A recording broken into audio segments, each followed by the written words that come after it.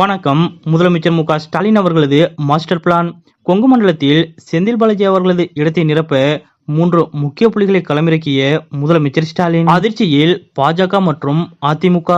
அப்படி முதலமைச்சர் மு.க.ஸ்டாலின் அவர்கள் களமிறக்கியுள்ள அந்த 3 முக்கிய புள்ளிகள் யார் யார் என்பது பற்றிய முழு விவரத்தோட இப்ப நம்ம பார்க்கலாம். கொங்கு மண்டலத்தில் திமுகவிற்கு பெரும் பலமாக கடந்த தேர்தல்களில் இருந்த செந்தில் பாலாஜி அவர்கள் தற்போது களத்தில் இல்லாத சூழலில் 3 முக்கிய புள்ளிகளை கொங்கு மண்டலத்திற்கு அனுப்பியிருக்கிறார் முதலமைச்சர் ஸ்டாலின். அதாவது தமிழ்நாட்டை பொறுத்தவரை திமுகவிற்கு கொங்கு மண்டலம் சாதகமான பகுதியாக இருந்ததில்லை என்றே கூறலாம். 2021 சட்டமன்ற தேர்தலில் திமுக அறுதி பெரும்பான்மையுடன் ஆட்சியை பிடித்த போதும் கொங்கு மண்டலத்தில் பெரும்பாலான சட்டமன்ற தொகுதிகளை அதிமுகவை வென்றது. எடப்பாடி பழனிசாமி அவர்கள் கொங்கு மண்டலத்தைச் சேர்ந்தவர்.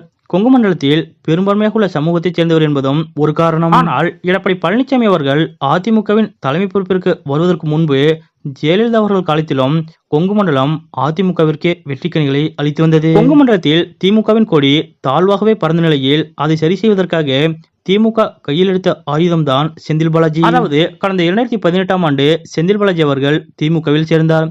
அதைத் தொடர்ந்து கொங்கு மண்டலத்தில் திமுகவை எழுச்சி பெற செய்வதற்காக பல்வேறு வேலைகளை செய்தார் செந்தில் பாலாஜி அவர்கள். அதன்படி நகர்ப்புற உள்ளாட்சி தேர்தலில் கோவையில் திமுக மிகப்பெரிய வெற்றியை பெற்று அதிமுகவின் கோட்டையை தகர்த்துவிட்டோம் என சூளுரைத்தது. அதைத் தொடர்ந்து ஈரோடு கிழக்கு இடைத்தேர்தலிலும் திமுக கூட்டணிக்கு மிகப்பெரிய வெற்றியை பெற்றுக் கொடுத்தார் செந்தில் பாலாஜி.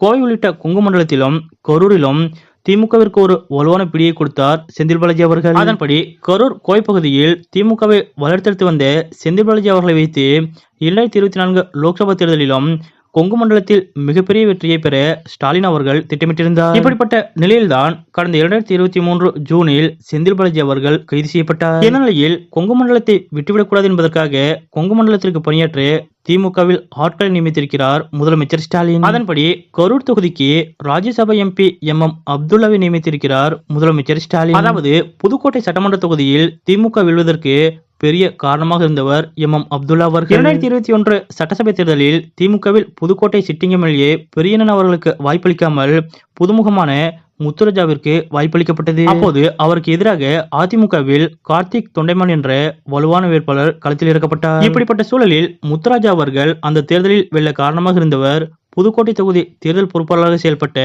MM அப்துல்லா அவர்கள். அது மட்டுமின்றி உதயநிதி ஸ்டாலின் அவர்கள் 2019 லோக்சபா தேர்தலில் தமிழ்நாடு முழுவதும் பிரச்சாரம் மேற்கொண்ட போது அவருக்கு உறுதுணையாக திகழ்ந்தவர் அப்துல்லா அவர்கள். தற்போது கரூர் தொகுதிக்கு இவர் பொறுப்பாளராக நியமிக்கப்பட்டுள்ளார். முன்பு திமுகவிற்கு சாதகமாக இல்லாத கரூர் தொகுதியில் செந்தில் பாலாஜி அவர்களது வருகைக்கு பின்னர் தான் சாதகமாக மாறியது. இப்போது செந்தில் பாலாஜி அவர்கள் களத்தில் இல்லாத சூழலில் திமுகவின் வெற்றியை நிலைநிறுத்துவதற்காக அப்துல்லா அவர்கள் களமிறக்கப்பட்டுள்ளார். அடுத்து கோவை தொகுதி பொறுப்பாளராக தொழில்துறை அமைச்சரும் திமுக IT விங் செயலாளருமான TRP ராஜா அவர்கள் நியமிக்கப்பட்டுள்ளார். ஸ்டாலின் நம்பி கொடுக்கும் பணிகளை திறம்பட செய்து பாராட்டு பெறுவதில் வல்லவரான TRP ராஜாவிற்கு இப்போது இந்த முக்கியமான பணியை கொடுத்திருக்கிறார் முதலமைச்சர் ஸ்டாலின். திமுக இந்த முறை நேரடியாக போட்டியிடும் தொகுதியான கோவையில் TRP ராஜா அவர்கள் களமிறக்கப்பட்டதும் எதிர்பார்ப்பு எகிரியுள்ளது. அடுத்து செந்தில் பாலாஜி அவர்கள் கூடுதலாக கவனித்த பொள்ளாச்சி தொகுதியின் பொறுப்பாளராக உணவுத்துறை அமைச்சர் சக்கரபாணி அவர்கள் நியமிக்கப்பட்டுள்ளார். சக்கரபாணி அவர்கள் 1996ஆம் ஆண்டு முதல் தொடர்ச்சியாக 6 முறை ஒட்டன்சத்திரம் தொகுதியில் வெற்றி பெற்றவர். கடந்த 2016 சட்டசபை தேர்தலில் மறைந்த திமுக தலைவர் கலைஞர் கருணாநிதி அவர்களுக்கு பிறகு அதிக வாக்கு வித்தியாசத்தில் வெற்றி பெற்றவர் சக்கரபாணி தான். தற்போது அவரைத்தான் பொள்ளாச்சி தொகுதியின் பொறுப்பாளராக நியமித்திருக்கிறார் முதலமைச்சர் ஸ்டாலின். செந்தில் பாலாஜி அவர்கள் களத்தில் இல்லாத சூழலில் அவரது இடத்தை நிரப்பி திமுகவிற்கு தோல் கொடுக்க போவது யார் என்ற